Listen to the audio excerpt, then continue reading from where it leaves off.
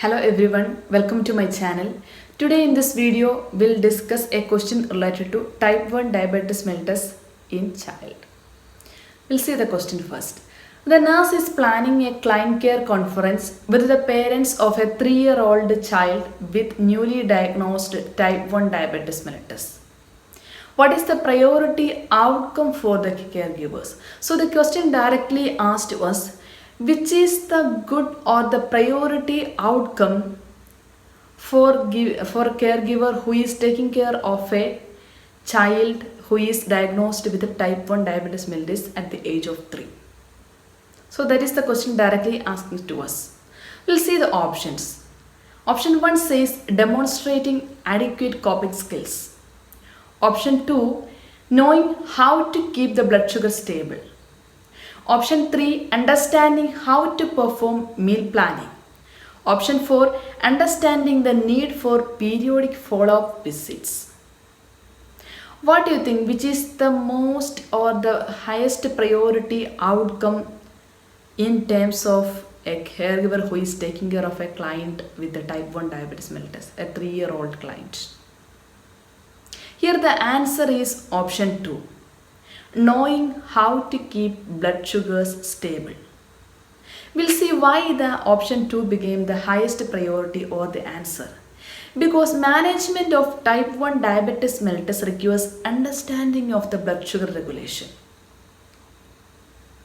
Because we know that the main problem with the diabetes mellitus, that is the fluctuations in the blood sugar, and sometimes it might be hyperglycemia or sometimes it might be hypoglycemia. So the caregiver or the person who is taking care of this particular child who doesn't have a clear knowledge about the regulation or some of the signs and symptoms of hyperglycemia or hypoglycemia, that may lead to complications or consequences. So they should have a clear idea how to first make it stable, or how to maintain a stable blood glucose, or how to regulate the blood sugar value in this particular child. Which kind of food she can have or which kind of the food should avoid, and how to maintain the food and insulin or the medication timing. So they should have a clear idea. Then only they can maintain that stability of the blood sugar. So that is the priority or the first thing that the caregiver should have in terms of a short-term goal. Here first we are looking for a short-term goal. There might be many long-term goals. That is also necessary. We didn't say that it is not essential. That is also essential.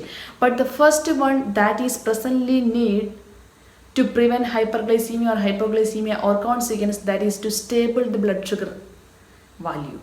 If the child becomes hypoglycemia or hyperglycemia, complication would develop. So avoiding those complications, the priority for caregivers should focus on the child's safety. Safety means preventing the consequences. Managing child blood sugar should be the initial goal, and that is the short-term goal, that is the initial goal, that is the priority goal. That's why here our answer is option 2. Now we will see why we didn't choose other options. See, when we are coming to option 1, it says demonstrating adequate coping skills. Yeah, that is also an essential factor. They should know how to administer the insulin, and they should know what are the food items to have. They should know everything. But that is something like a long term. It will not be able to study all the coping skills within this short period. First, they should know how to make it stable. Then they will study all other skills. And then another option here was understanding how to perform meal planning.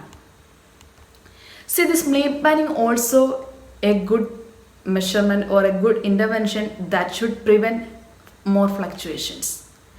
Consistent menus, appropriate eating times, and adequate intake based on age, all are important parts of meal planning. These all are very important, significant parts of the meal planning.